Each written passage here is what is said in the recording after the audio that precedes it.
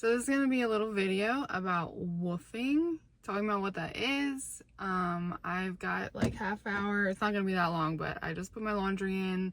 I'm at a KOA, just did my makeup, took a shower. So I feel like now's a good time because I've been wanting to do a little video about woofing for a while. So what is woofing? It stands for, so it's WWOOF, and then sometimes USA. WWOOFING stands for Worldwide Opportunities on Organic Farms, and then you can do it in the USA, which is all what I've done, or you can do it in other countries too. It's an online platform that connects people that want to learn about farming, basically, to farmers, the hosts. So the woofers and the hosts. It's about $40 a year to be a member, and then you have access to the site where you can view the hosts on either a map all over, for me, like I said, all over the US, or on a list, and the hosts have pictures and descriptions of their farms, what they're looking for from a woofer. So a lot of times I think it is younger people, but there's definitely, I've met some older woofers too, like much older than me. I'm 33. So it just depends where you are in your life, and if you have the time and the money and the opportunity to do something like this. And you don't need a lot of money to do it, but I just mean you might, you're gonna have to take off work from your job, or if you don't have a job, you gotta have some money. Some people fly to places. I've always drove to get to the farm, but you're not getting paid. That's the main thing. It's a work exchange. So the only thing you're paying to be a member, the hosts, they're not paying you for the work at all.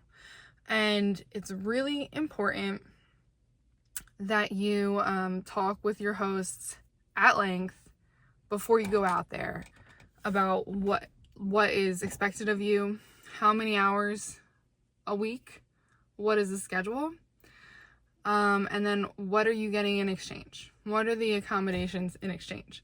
So the exchange, it can vary a lot. Some hosts require 20 hours a week, and they might have a guest room for you, and they'll provide some meals. Some hosts might require 30 hours a week, but they'll have a trailer for you that's all yours, and maybe they'll provide one meal a day. Like, it's totally very different for every single one, and it's something that has to be talked about. First you send a request for the dates, then you start messaging the hosts, and then usually you'll end up having some phone calls with them, especially if it's somewhere far and you're gonna go for a while. You definitely want to make sure you just iron out all the details, so when you get there it's a good experience.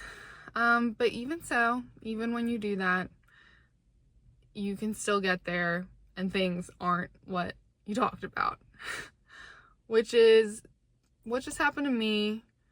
And I don't regret any of my woofing experiences. I think I've done about 5 over the years, probably starting almost 8 years ago was maybe my first one or something. I'll just like get this itch sometimes that I want to go somewhere new, and also I'm really interested in farming, and it's just like a really authentic, interesting experience when you do woofing, because you're meeting really interesting people that are very independent and have really figured out how to do things like in that way, with farming and homesteading and sometimes off grid, and just like really cool people. But that doesn't always mean that they're gonna be super cool to you. A lot of times they are. They're really happy to have somebody come help them. But like, yeah, so I'm gonna eventually, like, I want to do a little video on each of the woofs I've done, because just for myself, even I've been wanting to do that for a long time, just talk about each of them. And yeah, just like what happened, because a few of them I left early, and I'm gonna get into all that later. So that is what woofing is. It's a work exchange for farming. So if you're looking to do something, like, just some people try to use woofing as a way to travel for really cheap, but they're not really interested in farming. I would not recommend doing that, because you are going to have to actually work on this farm, and the accommodations that they might provide for you, like most trailers that I've had, oh, here's your own personal trailer, and it's pretty grody, like big spiders all over the place, there's weird smells, there's probably mold, and I'm like, I'm supposed to sleep here?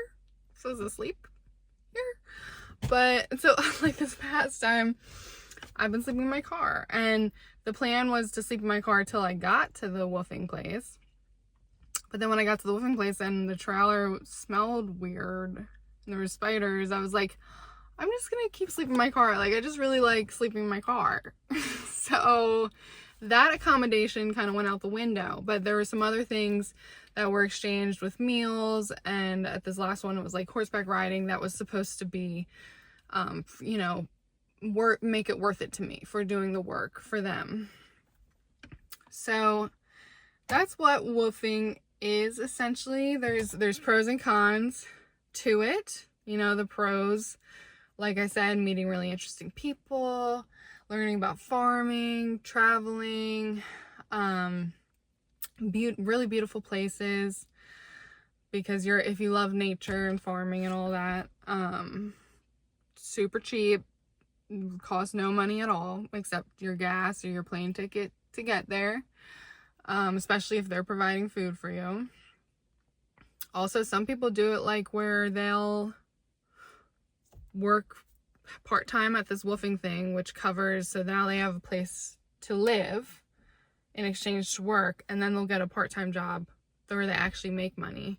I've seen that a few times. And also sometimes you might have to like share a room with another woofer, or a trailer with another woofer. I did that once, shared a room, and that was actually a really great experience, which again I'll talk about later. So that's what woofing is. I'm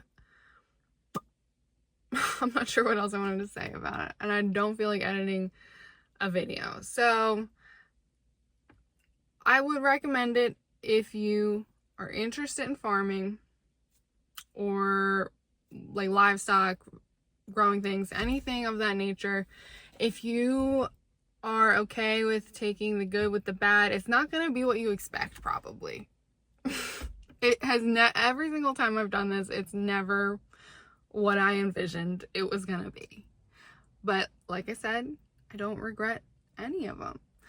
So yeah, I'm gonna make some more videos talking about each one, and I wanted to make this one because when I was thinking about doing it for the first time, I was definitely on YouTube looking up, like, what is woofing? Like, should I woof? Like, am I a dog? Or like, but yeah, so you're welcome.